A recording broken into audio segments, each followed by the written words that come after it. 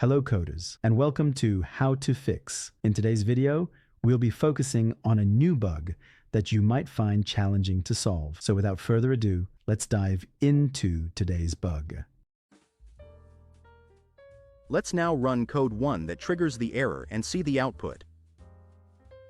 Here's the explanation and the solution to the problem.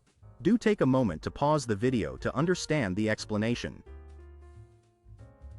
It's time to mend the code and check the produced result.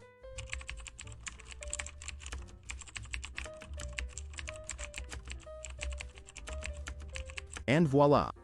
The code is working as it should and our output is spot on. The error has disappeared.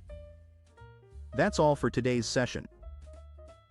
If you found this guide beneficial, please like the video and join our channel for more how to fix coding videos. Always stay eager, continue your learning journey, and enjoy your coding experience.